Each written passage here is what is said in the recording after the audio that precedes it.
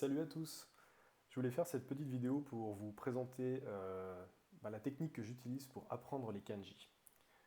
Alors, juste quelques mots à propos de moi. Alors voilà, moi j'ai commencé l'apprentissage du japonais il y a juste quelques mois, donc je ne suis pas du tout un expert, très très loin de là, je suis même plutôt un débutant, un grand débutant. Pour l'instant, je maîtrise les kanas, c'est-à-dire que je peux les reconnaître, je peux les lire, je peux les écrire, et ben, logiquement, mon apprentissage m'a amené maintenant à découvrir les kanji.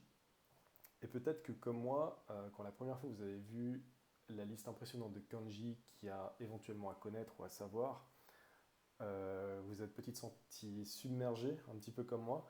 Donc à savoir qu'un japonais, normalement un étudiant japonais à la fin du cycle, doit pouvoir maîtriser les 2137 et quelques kanji qui doivent lui servir dans la vie de tous les jours pour qu'il puisse se débrouiller, communiquer, écrire et lire. Nous, on va commencer très simplement avec la liste JLPT5 des kanji. Donc le JLPT5, pour ceux qui ne savent pas, c'est le premier niveau, le niveau débutant pour ceux qui souhaitent obtenir le certificat internationalement reconnu comme maîtrise du japonais. Alors c'est vraiment un niveau débutant, ça va du N5 jusqu'au N1. Et dans ces différents niveaux de certification, vous devez connaître un certain nombre de kanji. Dans le premier niveau, donc pour débutants, le JLPT5, il y en a 80. Ce qu'on va faire, ce que je vous propose, c'est qu'on essaie justement de reconnaître tous ces kanji du premier niveau, donc du JLPT5. Dernier petit mot avant qu'on commence.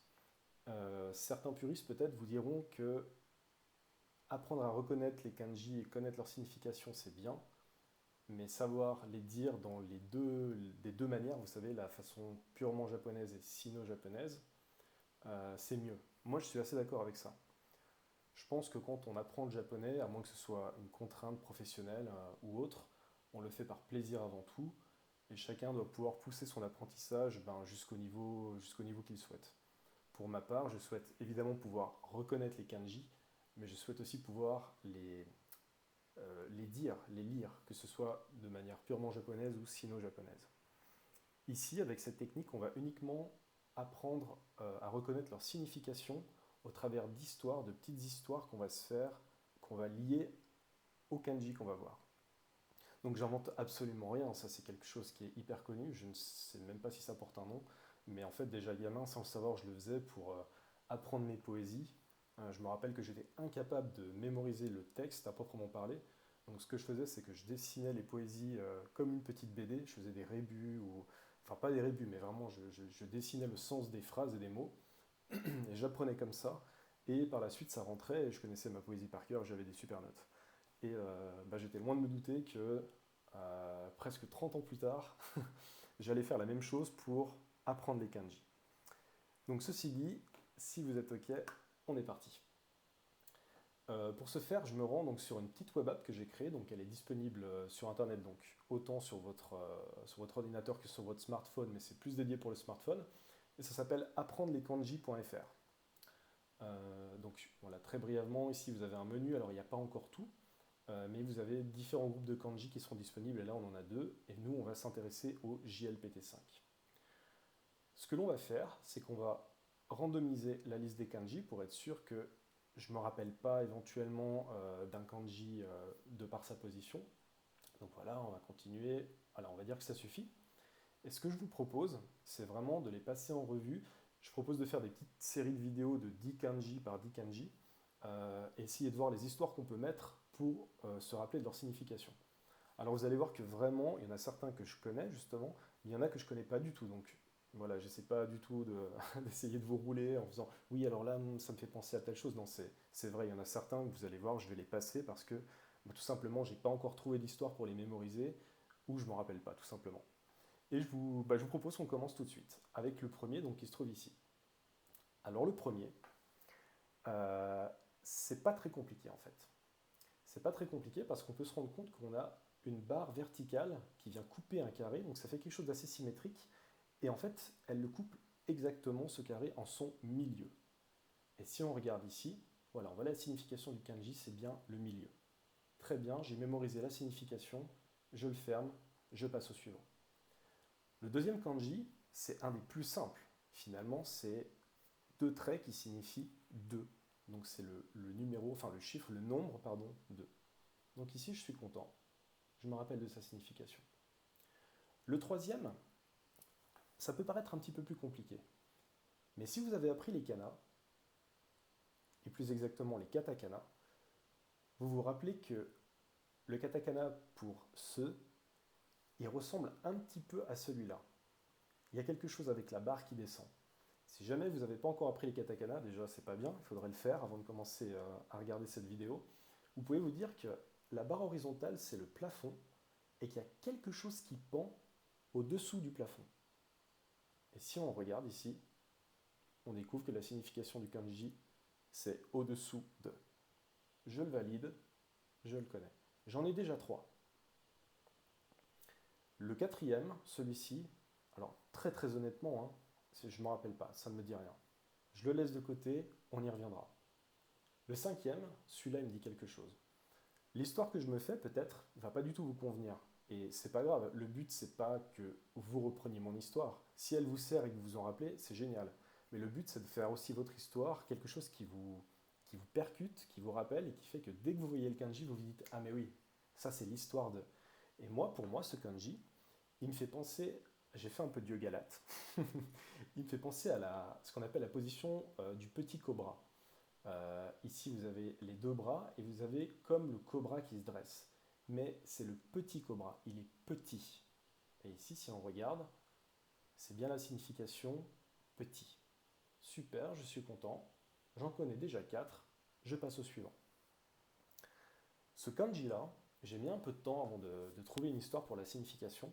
Alors, on verra plus tard, un des kanji les plus connus, c'est le kanji de la personne, qu'on appelle Hito ou Jin aussi, si je ne dis pas de bêtises. Et en fait, le kanji de la personne, ça fait cette vague qui est ici, cette petite vague. Et ici, ce kanji signifie en fait le paradis. Et comment je m'en souviens? C'est malheureusement une personne qui est morte, qui est matérialisée par le signe de la personne, le kanji de la personne, et qui monte au ciel à un premier niveau qui serait par exemple le purgatoire, et qui arriverait au dernier niveau, la dernière barre horizontale, qui est le paradis. Et si on regarde, c'est bien le paradis. Mon histoire m'a permis de m'en rappeler, je la valide et je passe. Encore une fois, peut-être que mon histoire va vous paraître farfelue, qui n'a aucun sens, c'est pas grave. Le but c'est de trouver votre propre histoire, si la mienne ne vous convient pas, pour que vous puissiez mémoriser les kanji. Je passe au suivant. Le suivant, honnêtement, ça me dit rien, je ne me rappelle pas.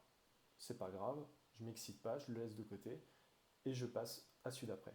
Celui d'après, c'est le plus simple, une barre, le nombre 1, aucun problème. Hito, mais on le dit Ichi. Je le valide. Donc là, j'en ai déjà 6. Ça, c'est pas mal.